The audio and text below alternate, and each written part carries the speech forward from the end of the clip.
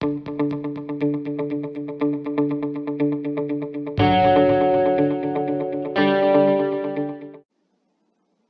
everyone, welcome back to Z Physics. Today we are going to be going through the written questions of the OCR Modeling Physics June 2017 paper. If you're looking for the multiple choice questions, I have a separate video for those, and please have a look for a link in the description just below this video. Okay, well, let's get started. Question 16. Figure 16 shows a hydraulic jack used to lift a car which has a mass of 1,200 kg. Mechanic exerts a downward force of 400 newtons on the handle of the jack, moving it 80 centimeters downwards. Calculate the work done by the 400 Newton force exerted by the mechanic. Well, we know that work done is equal to the amount of force multiplied by the displacement, let's call that x, times the cosine of the angle between them. In this case, the angle is 0, and as we know, cosine of 0 is equal to 1, so this will just be equal to fx, which is just going to be 400 times 80 centimeters, which is 80 times 10 to the power of minus 2, which is going to give us 320 joules.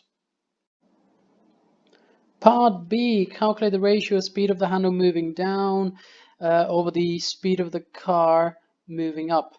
Okay, well, the trick to solving all ratio problems is to write down a formula for whatever we need to write at the top of this fraction, the top of this ratio, and a formula for the quantity below. Normally, things cancel out. Now, in this question, we're not explicitly given the formula for the speed. However, we will be assuming that those are moving at a relatively constant velocity, so the speed of the handle moving down will be just simply equal to the displacement. Let's call that, I'm going to call that displacement delta S1 over delta t. That's just the normal formula for speed, isn't it? Just distance over time. And let's divide that by the other distance. Let's call that delta S2 divided by delta t. Now notice that those two times are going to be exactly the same. So as the handle is going down, the car is going to be moving up in exactly the same time. So that's why I've not given an index to this delta t quantity. Okay, well, the distance that the handle moves down is 80 centimeters. So it'd be 80 times 10 to the power minus 2 divided by delta t divided by the amount that the car moves up, which is just 2 centimeters, 2 times 10 to the power of minus 2 over delta t. And now notice that a lot of these quantities are going to cancel. First of all, the centimeters, the 10 to the power of minus 2 are going to cancel, but additionally, the time will cancel as well because they move at the same time. So the ratio will just be 80 over 2, which is going to be equal to 40. Okay, part C, calculate the useful work done on the car, hence the percentage efficiency of this jack. Okay, well, as the car is moving upwards, work is being performed against gravity, against the gravitational force. So the work done is equal to the change in energy. In other words, there's a change in gravitational potential energy. So the amount of work done in this case will be equal to the change of energy, which is going to equal mgh.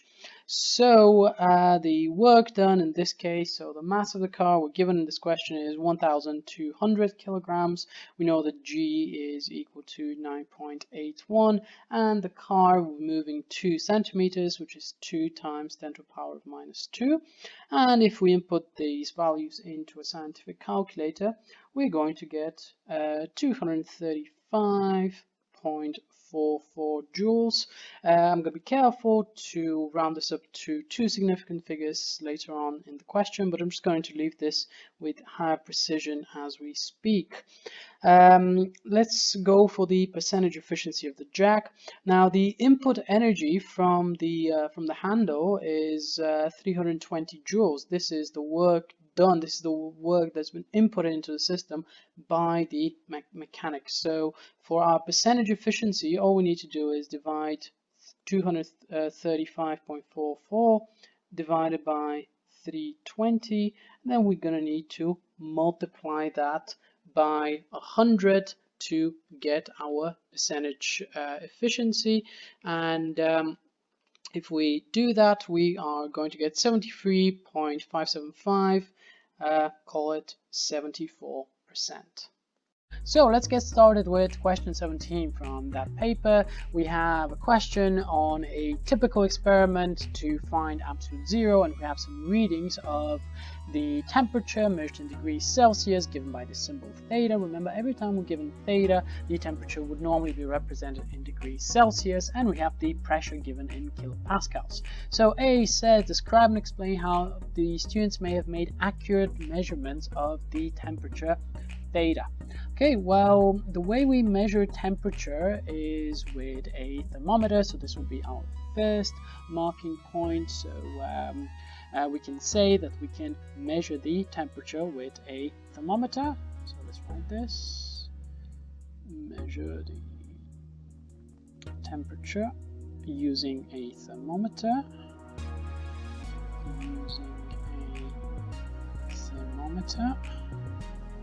Now, how do we make accurate measurements? This is really, really important.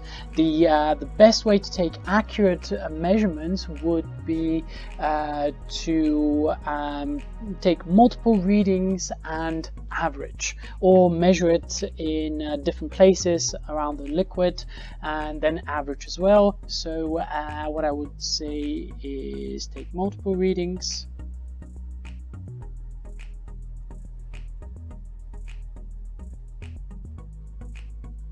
and calculate the average. Now, additionally, one other thing which is kind of important for this experiment, if you have performed this experiment, most likely you've been asked to stir the liquid. So I'm just going to add this as an aside. This would get you full marks normally. However, let's just say that we need to stir the liquid. The reason why we stir the liquid is just to ensure that the temperature is uniform in different parts of the in all the parts in the liquid. Okay, let's have a look at the next one. Suggest why it was sensible to use the PSI scale to measure the pressure. So we have this graph over here with two scales. We have the kilopascal scales just here on the outside, and we have the PSI scale on the inside. Now we can immediately see that there are smaller scale divisions for the PSI graph. So we can just say that it has smaller scale divisions. Smaller scale divisions. Now, additionally, one other thing that we can write, which means exactly the same thing, is that we can say that it has a higher resolution. So I'm just going to give a little slash over here. We can either say that it has a smaller scale division or it has a higher resolution.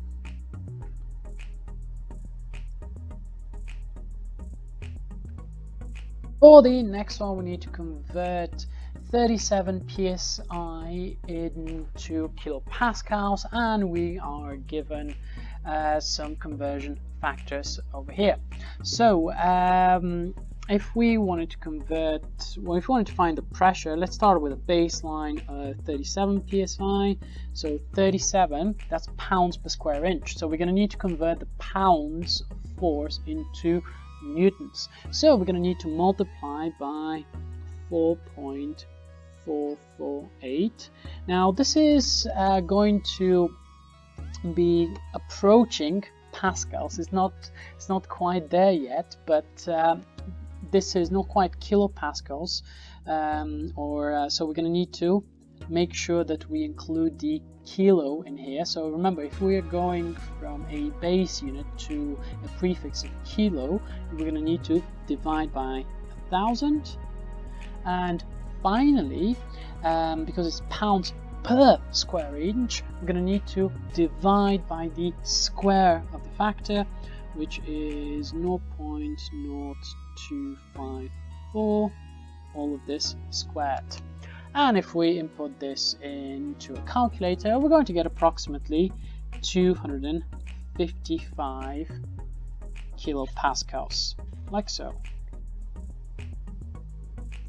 Now, how do I find the uncertainty? Well, that's plus or minus 0.5 psi. So I can just repeat exactly the same process. So let's convert the uncertainty. So it's going to be 0.5 psi. So I'm going to need to multiply by 4.48. I'm going to need to divide by 1,000 times 0.0254 squared, and if I put this into a scientific calculator, I'm going to get 3.447.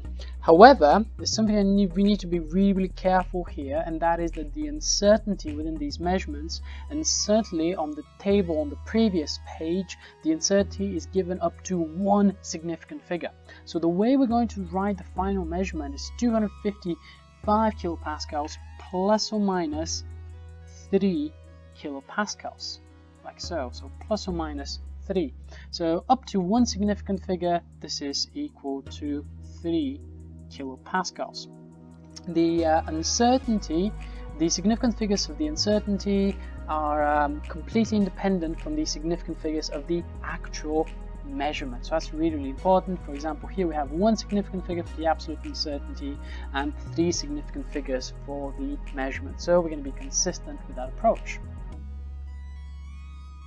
Next one, we need to plot the missing data point with the error bars. And quite a few students have normally historically forgotten the error bars when dealing with this question, so please remember to put in the error bars. Now the point needs to be plotted at a degree of 44 degrees.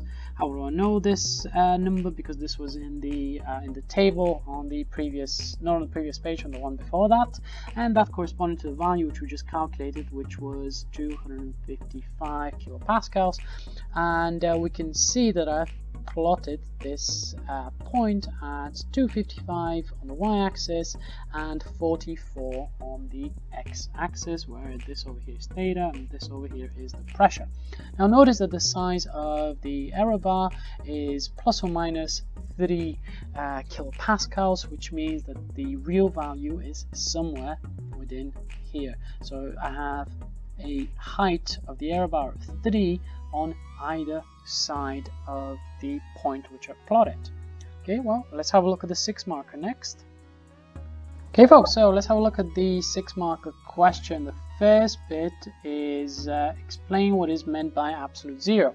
Now one of the things that I'm going to do is just underline some of the things that this question is asking me to do. So the first thing we need to do is explain what is meant by absolute zero. Then we're going to need to determine the value of absolute zero. We can assume that the gas behaves as an ideal gas. We're also going to be using the figure on the previous page. Okay, well, let's do this. Now for the first bit, which is the explanation of what is absolute zero, we can write that at absolute zero, the internal energy of the particles in that substance is a minimum. In fact, the kinetic energy of the particles is tending towards zero, and in general we know that the value of absolute zero is minus 273.15 degrees Celsius. Now let's use the figure on the previous page to determine the value of absolute zero. Okay, so how are we going to do it? You're going to see that I've drawn my line of best fit. I'm going to use the y equals mx plus c equation and the idea of extrapolating the graph. So essentially this graph will be carrying on until we reach the x-intercept, and the x-intercept is going to be our value of absolute zero. The idea here is that we're going to be using the equation y is equal to mx plus c. Now, at the x-intercept, when this graph crosses the x-axis, the value of y is going to be equal to 0. So 0 is going to equal to the gradient times our x-intercept plus our value for c, which is 220 kilopascals. So it's going to be 220 kilopascals. I'm going to add a factor of 10 to the 3 because it's kilopascals. Okay, so all we need to do is find our gradient m that will allow us to determine the intercept x. Okay, so I've determined my gradient over here using a large gradient triangle. So it's really important when in an exam situation, make sure that our gradient triangles are large. What I've got for my gradient is 800 pascals per degree Celsius. So I can input this in here, and I can rearrange for the x-intercept. So mx is going to equal to minus 220,000, and my value for the gradient m is 800. So 800 times x is minus 220,000, which means that my x-intercept is going to be minus 220,123 divided by 800, which is, if we put that into a scientific calculator, we're going to get minus 275 degrees Celsius. So this is the value of absolute zero, and we have calculated this. Notice that we've actually used the fact that the that absolute zero will be the x-intercept, and let's just write this down as well. So what I've written down is that the value of absolute zero is the x-intercept as the pressure approaches zero when we are at absolute zero. Just a final little check before I move on. I've definitely explained what is meant by absolute zero. I've used the figure, I've used y equals mx plus c in a straight line through the origin. I've calculated the value of absolute zero to be minus 275 degrees Celsius. Okay, let's move on to the next one. Okay folks, so for part D, describe without any calculations how you could use the figure to determine the actual uncertainty in the value of absolute zero. Now, pretty much any time we are using the figure to determine uncertainty, what we need to do is draw the line of worst fit. So let's just write that down. So draw the line of worst fit.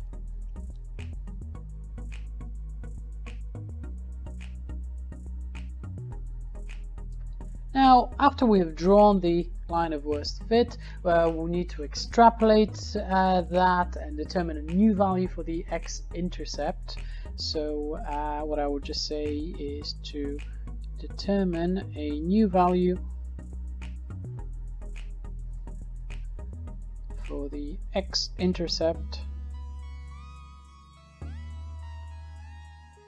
and subtract or take it away from your previous, from the value of the line of best fit.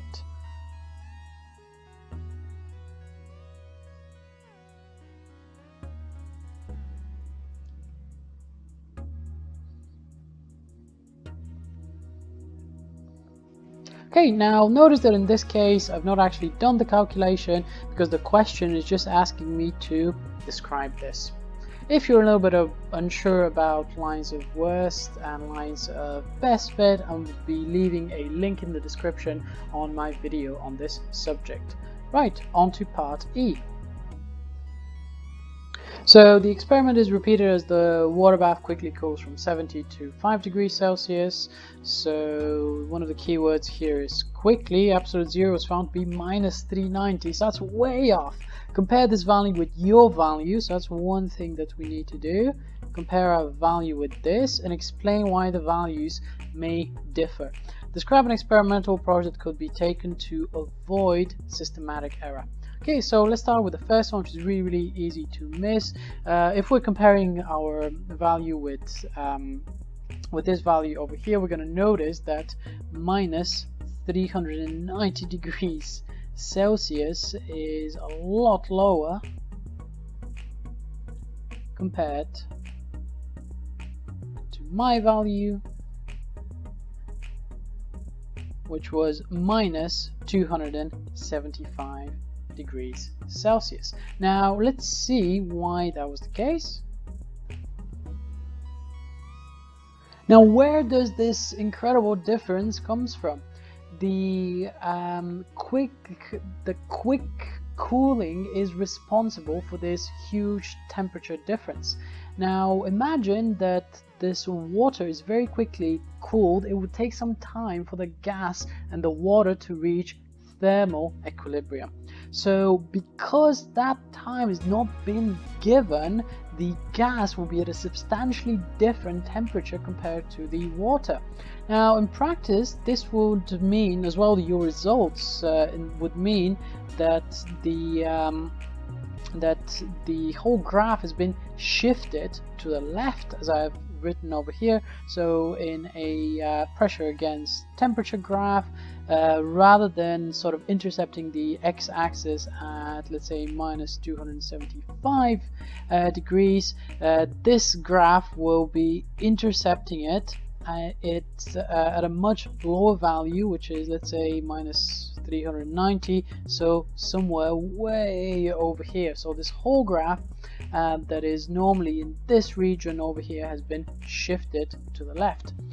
Probably the best way to tackle this problem, this experimental problem, would be simply to allow some time before you start taking readings of the pressure again. So what I would write this over here is that we should wait for the gas and the water to reach thermal equilibrium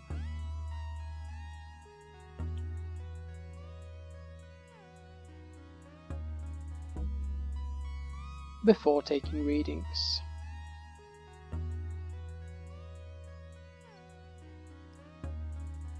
In practice as well, another thing that we could be doing is also stirring to just speed up that process, but waiting for the gas and the water to reach thermal equilibrium is absolutely crucial.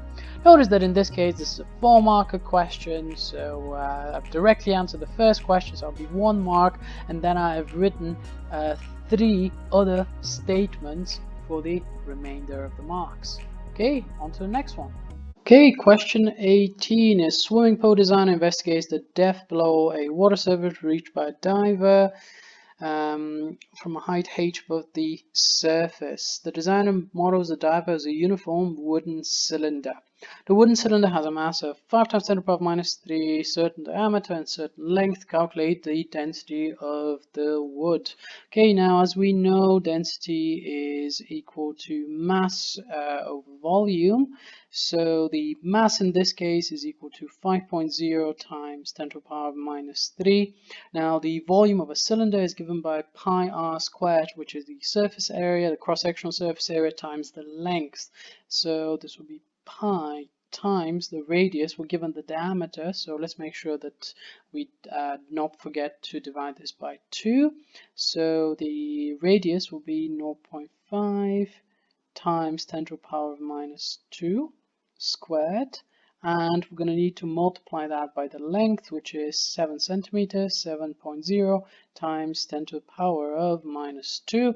If we input that into a scientific calculator, we're going to get 909 kilograms per cubic meter. In this case, we're using 2 significant figures, so let's call that 910 kilograms per cubic meter. Okay, part 2 suggests why wood is an appropriate material to model the depth reached by a diver. Okay, so two things. Wood must have similar density to a diver. So let's write this down. Wood has similar density.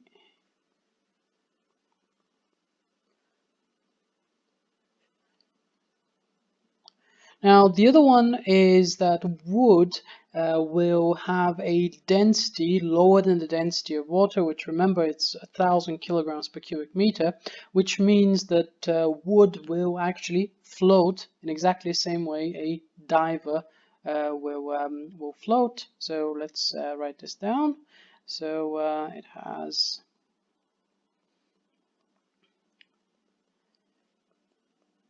density lower than that of water,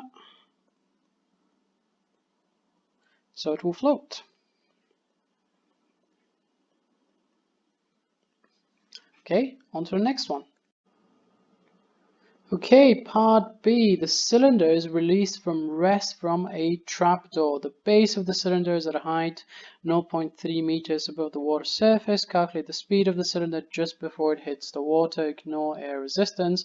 In other words, this is essentially a Suvat equation problem. We're releasing this from a height h and we want to know the speed just before it hits the water surface. Okay, so let's just write down Suvat. Over here, we know that our distance s is the height in this case, which is 0.30 meters. It's released from rest, so we know that the initial speed is equal to 0. We're looking for the final velocity, and we know that the acceleration in this case in free fall, so it's going to be 9.81. So the most convenient equation to use in this case will just be v squared is equal to u squared plus 2as. We know that u is equal to 0, so this term can go. V will just be the square root of 2as, which will be equal to the square root of 2 times 9.81 times 0.3, and if we plug this into a calculator, we're going to get 2.4 meters per second. Okay, now let's have a look at the rest of this question. So figure 18 shows a cylinder fully submerged under the water surface because before it has to come to a rest. The cylinder is moving downwards.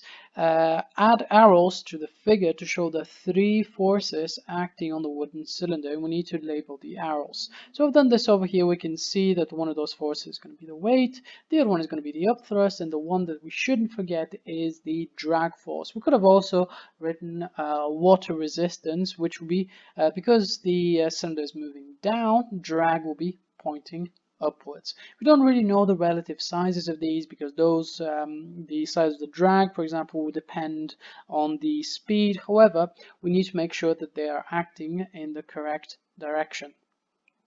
Okay, part 2. Describe and explain how the resultant force on the wooden cylinder varies from the moment the cylinder is submerged until it reaches its deepest point.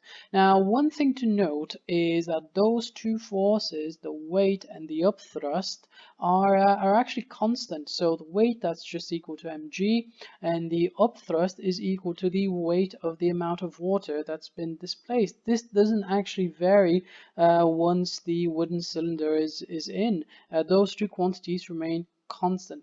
However, because the cylinder is going down and eventually coming to a stop, that means the speed will be decreasing, and drag depends on the speed. So the drag will be decreasing as the wood is slowing down as it's coming to a rest. And because the resultant force is, the resultant force is the sum of all of those forces, and if the drag is decreasing, that means that the resultant force will be decreasing. And finally, for this question, part D, we have a graph to show the depth reached for different initial drops of height h. The designer is required to double the height of the diving board for an existing swimming pool. He suggests that the depth of the pool also needs to be doubled. Use the figure to explain whether you agree with this suggestion or not. Well, we can clearly see that this is not a directly proportional relationship. What is being suggested is a relationship of direct proportionality, which is just not what is the case.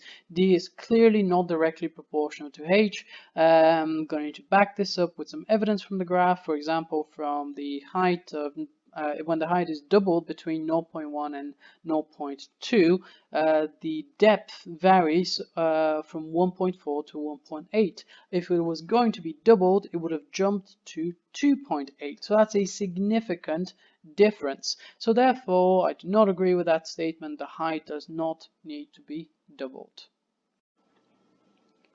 Okay, so question 19. We have an expression here for the acceleration in a simple pendulum. We're given that a is equal to minus g over L times x, and we need to show that the following expression is true. Now, the first thing to notice is that we need to compare this with the defining equation of simple harmonic motion. So I'm just going to write both equations down over here.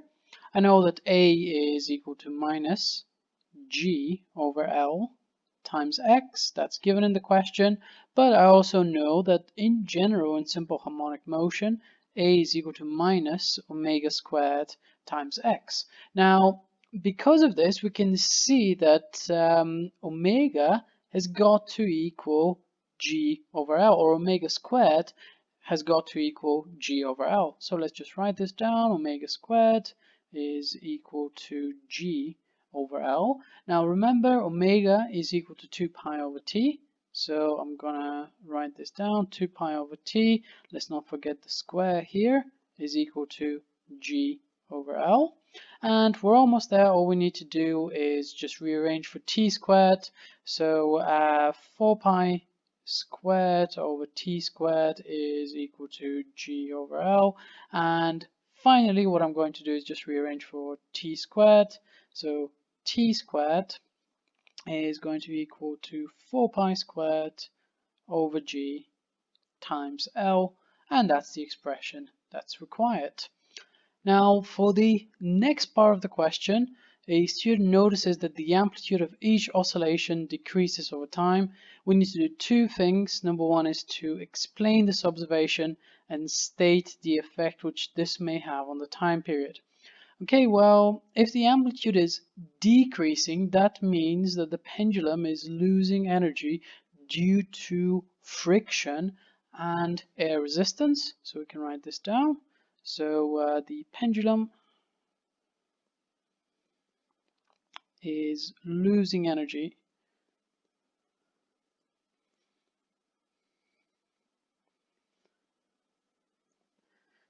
due to friction and air resistance.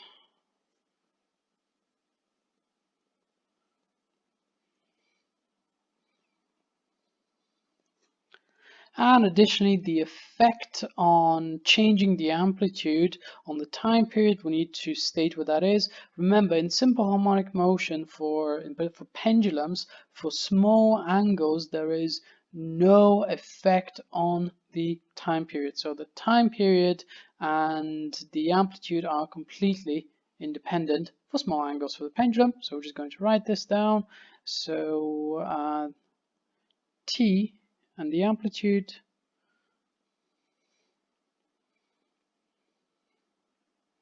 are independent. Therefore, there is no effect.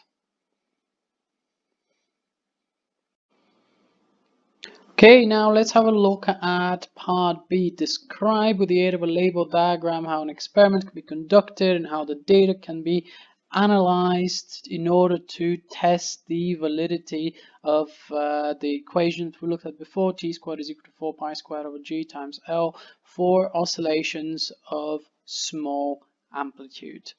Okay, well, the first thing you've noticed that I've done over here is I've underlined all the things that I need to do. So I need to have a description, I need to have a label diagram, and I need to have some analysis. And looking at this equation, we can instantly see that this is going to be a y equals mx plus c analysis. So I'm going to be plotting a graph with t squared on the y-axis, L on the x-axis, etc. So I'm going to need to be measuring two quantities. One of them is the time period, the other one is the length. I have a diagram over here with the following equipment. We're going to have a lap stand, then we're going to connect the pendulum to that lap stand. I have a fiducial marker set over here at the equilibrium position. Remember, this is the place that doesn't vary, and we are improving our accuracy by placing our fiducial marker, our visual reference point, at the equilibrium position. If we place it at the amplitude, then our amplitude might be changing if there is damping into the system.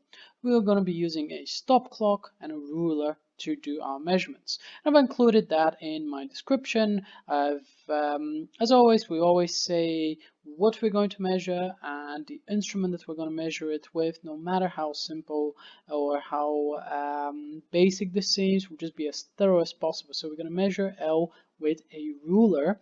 Then we're going to measure 10 time oscillations with a stop clock to reduce the percentage uncertainty. Remember, we're expecting the time period to be quite small.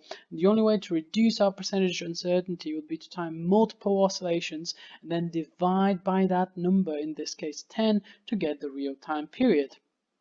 As always in those 6 markers, we're going to vary one quantity and measure changes in the other quantity. So in this case, we're going to be varying the length L and we're going to be measuring T. As we've said, we're going to be using a fiducial marker at the equilibrium position. So this is our description and diagram bit of our 6 marker done. So all we need to do is perform some analysis. Now please do not just write, oh, I'm going to measure one value of t squared and I'm going to substitute some values in here, see if that equation works. No, this only tends to work only for one value. So the proper way to analyze an experiment is to draw conclusions from graphs. So this is what we're going to do. We're going to plot a graph of t squared against L, and I have my y equals mx plus c analysis over here. T squared goes on the y-axis, L goes on the x-axis, and our gradient is 4 pi squared over g. You could have chosen a different graph. For example, you could have had t against the square root of L, then your gradient will be the square root of that expression. So that's the other option for this. But if we've chosen the correct graph, we need to then draw a line of best fit. And if that line is a straight line for the origin, then we know that this relationship is correct. So I'm just going to do a final check just to see what I've included everything. So I have a description, I have a label diagram, and I have my analysis. So I'm ready to move on to the next question. Okay, part C. Another student conducts a similar experiment in the lab to investigate the small amplitude oscillations of a pendulum of a mechanical clock. Each tick of the clock corresponds to half a period. Show that the length of the pendulum required for a tick of 1 second is about 1 meter. Well, if each tick of the clock corresponds to half a period, and in this case, if we have a tick of 1 second, then the time periods should be 2 seconds. So we're just going to use the equation that we used above, that is t squared is equal to 4 pi squared over g multiplied by L, and as I just said, the time period will be 2 seconds now, because we know that a tick is 1 second and that's half the period, so the full period will be 2 seconds. So 2 squared, which is just 4, will be equal to 4 pi squared over 9.81 times L. And let's just rearrange for L. So L will be equal to 4 times 9.81 divided by 4 pi squared, and if we put that into a scientific calculator, we're going to get 0.99 meters, which is approximately 1 meter. For the next one, if the pendulum clock were to be used on the moon, explain whether this clock would run on time compared with an identical clock on Earth. Well, we can see that t squared, given all the things being equal, is actually proportional to 1 over g.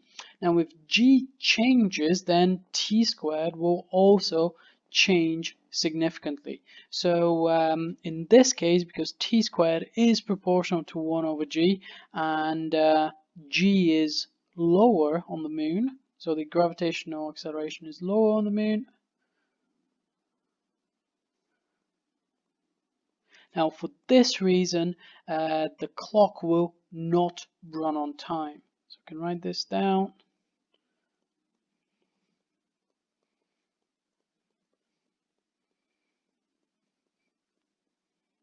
In fact, if g is smaller, so if this goes down, t squared will increase. And we can just write this down. If g is lower, t will increase.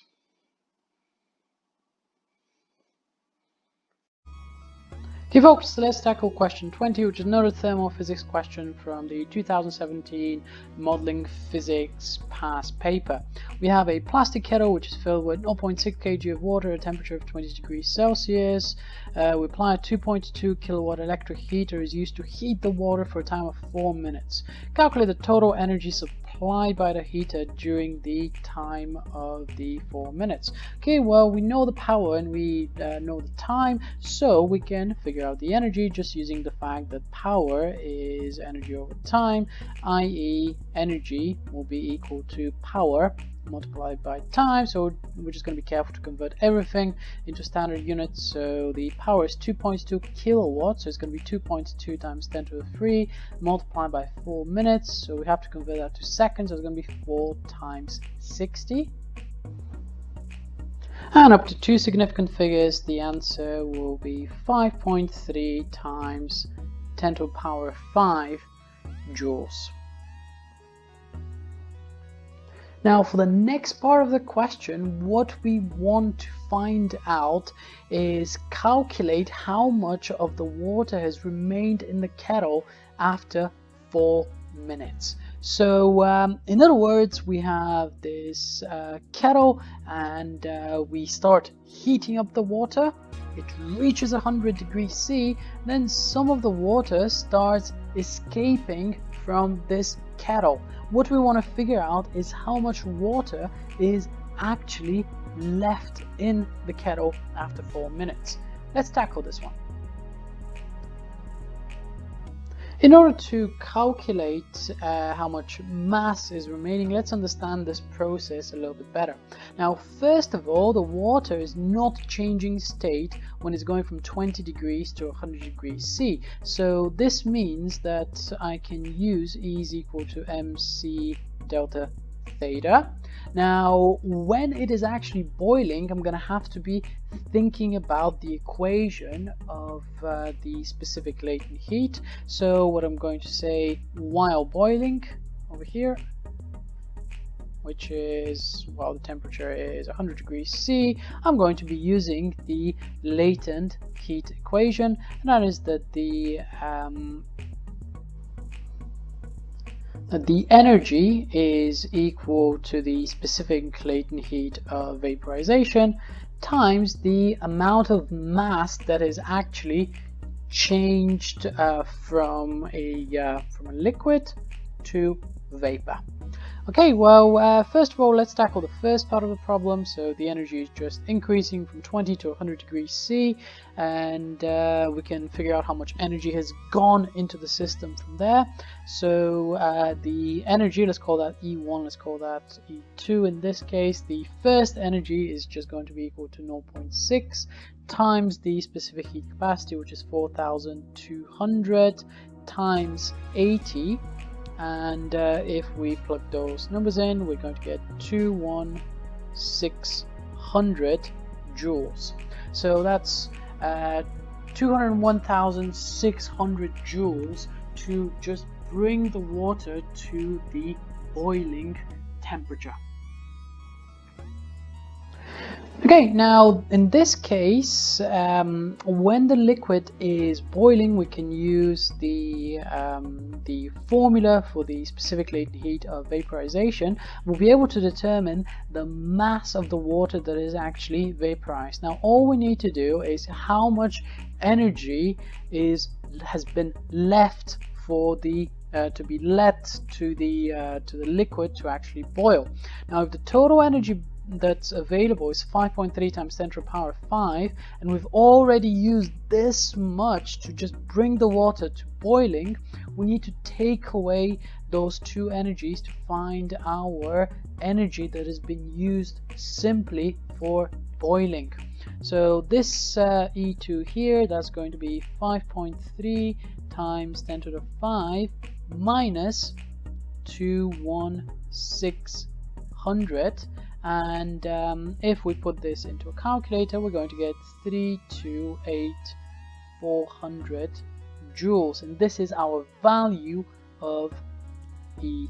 So we can use that to determine our the mass of the water that's been vaporized. So let's do that. So we can do 328,400, and that's going to equal the specific latent heat, which I've written as LV, and the specific latent heat, which is this guy over here, that's going to be 2.3 times 10 to the power 6. 2.3 times 10 to the power 6 times the mass of the water that has been vaporized. Now, in fact, I'm just going to give this one a little subscript just to show that that's the mass of the water that has been vaporized. And we can find this mass by simply dividing those two numbers. So it's going to be 328,400 divided by 2.3 times 10 to the power of 6, and if I just divide those two numbers, let's see, 2.3 times 10 to the power of 6, I am going to get 0.14 kilograms.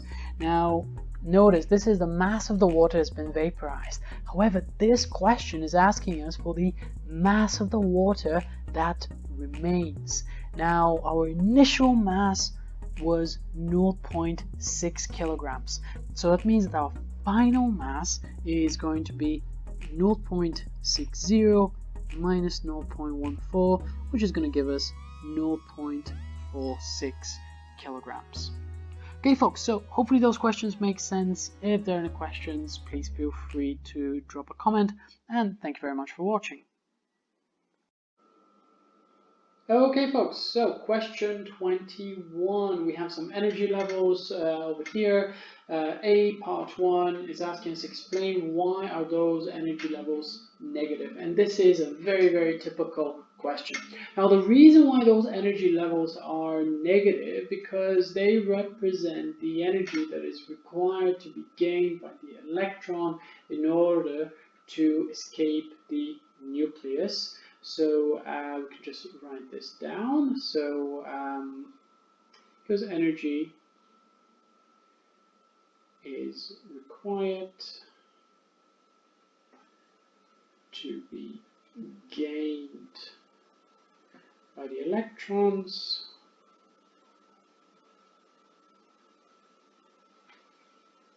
okay, let's have a go at the next one. An electron makes a transition from energy level C to energy level A. So they're going from this one to this one. Calculate the energy gained by this electron. So if the electron is jumping from minus 3.4 to 0.85, it needs to have gained energy equivalent to the difference between them. Now 3.4 minus 0.85 is simply going to give us 2.55. So that's 2.55 electron volts. Sometimes we need to watch out because they might ask us to convert this in joules. In this case, they're asking us to provide the answer in electron volts, so that's something to be aware of. Okay, next one, calculate the wavelength in nanometers of the photon absorbed by this electron. Okay, well, in this case, the energy of the photon is going to equal hc over lambda. And we know that this energy is 2.55 electron volts. So we're going to need to make sure to convert that into joules. And we'll also need to make sure to just simply rearrange for the wavelength. And let's do this. So the wavelength is going to equal to hc divided by the energy, and let's input some numbers in. So h Planck's constant is 6.63 times 10 to the power of minus 34 times the speed of light, which is 3.0 times 10 to the power of 8. Now we will need to be dividing by the energy in joules, the SI unit for energy, so it would be 2.55 times the electron charge. That's how we convert from eV to joule. So times 1.6 times 10 to the power of minus 19. Now this will give us an answer in standard units in meters, which is about 490 times 10 to the power of minus 9. And we'll just need to make sure that we write this in meters, which is simply 490 nanometers. Okay guys, so let's have a look at part B. State how an emission line is produced. So the electrons go down in energy level. Let's write this.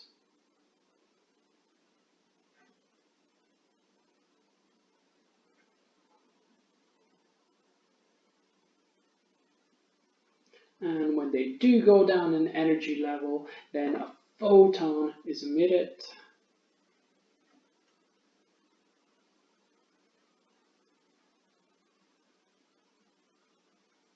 This is simply a consequence of the law of conservation of energy. If the electrons go down in energy level, that energy needs to go somewhere, i.e. it is released as a photon. State an adjustment could be made in to the experimental arrangement that will space the emission lines more widely. Okay, well, because this question is about a diffraction grating, we'll need to be using the diffraction grating equation, which is d sine theta is equal to n lambda. Now, in this case, if we wanted to, let's say this was our diffraction grating, and let's draw it a little bit better over here. This was our diffraction grating, and we wanted to increase the spacing. What we're actually doing is increasing this angle theta here. Now, because the line separation is actually equal to 1 over the number of lines per millimeter. Let's just finish this equation like that. So d is equal to 1 over n, where n is the number of lines per millimeter. Then sine of theta, if we just put n on the other side, we can see that they're going to be proportional to each other. So if we use a finer grating, or if we just use a diffraction grating with more lines per millimeter, this would make the emission lines appear more widely spaced. So we can just write this. So we can say that we will use a diffraction grating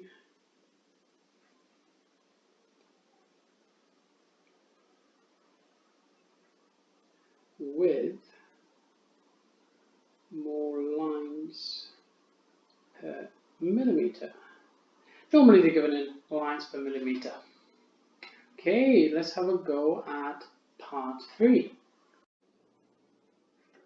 Okay, part 3 is asking us to use this figure to determine the recession velocity of the galaxy, and we're given the lab wavelength of the hydrogen emission line is at 656.3 nanometers. Okay, so for this one we need to use the Doppler shift equation. Now this says that delta lambda, the change in wavelength, the fractional change in wavelength, so delta lambda over lambda, is going to be equal to v over c, where v is the recession speed and c is the speed of light. So we can directly rearrange that for the recession velocity, and we can see that v is going to equal delta lambda over lambda times the speed of light c. Now the fractional change in wavelength is going to equal to the observed wavelength, take away the lab wavelength. Now the observed wavelength we will be getting from the figure. So if we look at that peak, we can see that that peak corresponds to this frequency over here, which is about halfway between those 2 points. So that's 661, so it's 661.5 nanometers. So we can write this down. So V is going to equal to 661.5 minus the wavelength that's been observed in the laboratory, which is 656.3, and we're going to times that by the speed of light, 3.0 times 10 to the power of 8, and we'll also be using we'll be dividing by the wavelength as observed in a laboratory on Earth, which is 656.3. Now notice that I've not included the factor of 10 to the power of -9 because they will just cancel out. I could easily just add a factor of 10 to the 9 here, 10 to the 9 here, but they'll just end up cancelling out. So if we put that into a scientific calculator, we'll get 2376961, rounded up to 2 significant figures in this case, and let's say that this will be equal to 2.4 times 10 to the power of 6 meters per second. And let's have a look at the last couple of parts of this question. So part 4 is asking suggest why does the hydrogen spectral line play an important role in determining the redshift of galaxies? Well, hydrogen is the most common element in the universe. It's found in stars and interstellar clouds. So it will be there. It will be important because it's extremely abundant. Part C, light from a similar star is viewed in galaxies further away. The star is part of a pair of stars that I've shown over here, which orbit a common center of mass. Describe and explain how the equivalent spectrum might appear. Well, first of all, the intensity of the spectrum will be lower because the galaxy is much further away. So that means that it will probably be a lot lower. Further away galaxies as well are going to move considerably faster, and that is due to Hubble's law. Remember, V is equal to h0 times the distance. So if that distance here is greater, then the speed of the galaxy is going to be greater. But if the galaxy is moving away from us faster, that means that the observed wavelength will be longer. It will be more redshifted. And finally, there will also be interestingly a periodic change in redshift, and that will be due to the star's orbit. Now if you think about it, if we have a pair of stars which are orbiting a common center of gravity, one of them will be moving towards us while the other one will be moving away from us. In other words, this one here might experience a temporary decrease in wavelength a little bit, and then the other one might experience an increase in wavelength, and vice versa. Now this change will be smaller, but most likely noticeable. Okay guys, so let's have a look at question 22. Define the internal energy of a substance. This is the sum of the random distributions of the kinetic and potential energies of the particles in a substance. Quite a lot of people sometimes forget this part here, the particles of a substance, but this is crucial because it's the kinetic and potential energies of those individuals, atoms, and molecules that make up the substance. Okay, part B, a block of paraffin wax is melting at a constant temperature of 52 degrees. Use the behavior of the molecules to describe and explain the changes to the internal energy of the molecules of the paraffin wax as it melts. Okay, so first of all, if the temperature is constant, then we know that the kinetic energy is constant. So let's just write this in. So constant temperature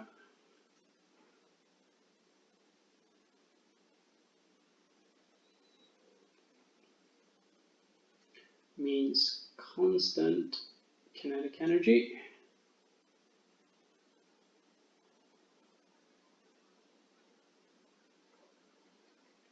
However, if we are still pumping energy into the system, that energy needs to go somewhere. In fact, it is going into increasing the potential energies of the individual molecules. So we can just write this in. So the potential energies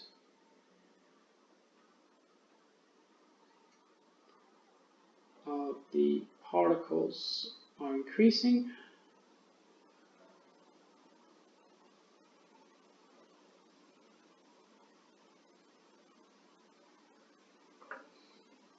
Now remember, this question is asking us about the internal energy. Now this is normally given the symbol U, and that is equal to the sum of the kinetic.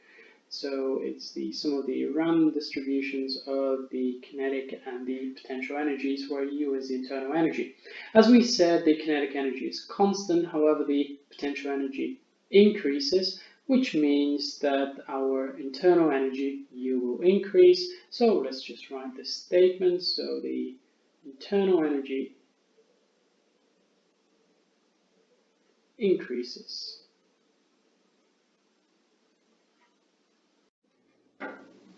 Okay, folks, so question 23, last question on the paper. Let's do this. Part A, write an expression for the gravitational potential Vg at the surface of a planet of mass m and radius r. Now, this is officially the easiest mark to ever occur on a past paper question. So the gravitational potential is equal to minus Gm divided by the radius r, and this is actually a formula which is given in our formula sheet. Okay, so part B. The table below shows some data for Mercury and Pluto. How exciting! Show that the escape velocity of a gas molecule on the surface of Pluto is given by the following equation. Okay, every time we're deriving the formula for escape velocity, what we need to do is set the magnitude of the kinetic energy equal to the magnitude of the potential energy. Okay, so kinetic energy is equal to a half mv squared. Our potential energy, the magnitude of it, is given by gmm divided by r. We're going to cancel out those masses, and all we need to do is rearrange for v squared. So we know that v squared it will be equal to 2gm divided by r. And we're basically there. That means that v is going to be equal to the square root of 2gm divided by r. Okay, calculate the escape velocity of a gas molecule on the surface of Pluto. Okay, so we are essentially just ready to plug numbers into this equation. So it would be 2 times the gravitational constant, which is 6.67 times 10 to the power of minus 11. And then we're going to need the mass of Pluto, which is 0.131 times 10 to the power of 23 kilograms, and we will be dividing this expression by the radius, which is 1.19 times 10 to the power of 6 meters, like so. And if we plug this into a scientific calculator, we are going to get 1211. And in this case, if we are using 3 significant figures, we will be saying 1210 meters per second. So 1210 meters per second. Okay, last part, explain why Mercury has no atmosphere while Pluto still has a thin atmosphere. Okay, well, let's calculate the escape velocity for a particle on Mercury. So we're just going to use, let's say that the V escape on Mercury, let's just say that this over here is on Mercury, like so. This is going to equal to the square root of gm, 2gm, which is 2.667 times 10 to the power of minus 11 times the mass of Mercury, which is 3.3 times 10 to the power of 23. And we're going to divide that by the radius, which is equal to 1.19 times 10 to the power of 6. Oop, that's the one for Pluto. It's 2.44 times 10 to the 6. Just be careful, guys. So 2.44 times 10 to the power of 6. And if we plug this into a calculator, we get 4247, so 4,250 meters per second. Now notice that this escape velocity is higher on Mercury. However, one thing is for sure is that Mercury is a lot closer to the Sun. So let's just write this. So Mercury is a lot closer to the Sun.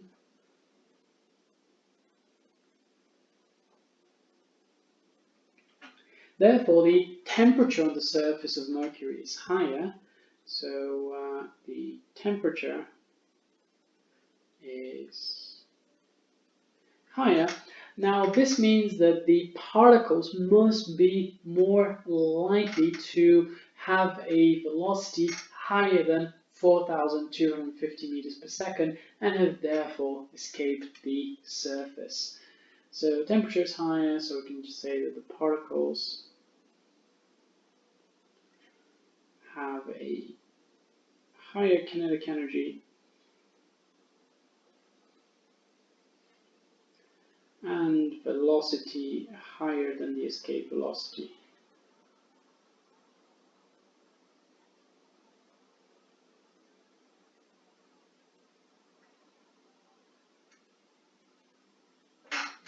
Okay, folks, so that was the entire paper from OCR Physics A, June 2017, Modeling Physics. If there are any questions, feel free to drop a comment in the comment section down below. And thank you very much for watching, and please consider subscribing.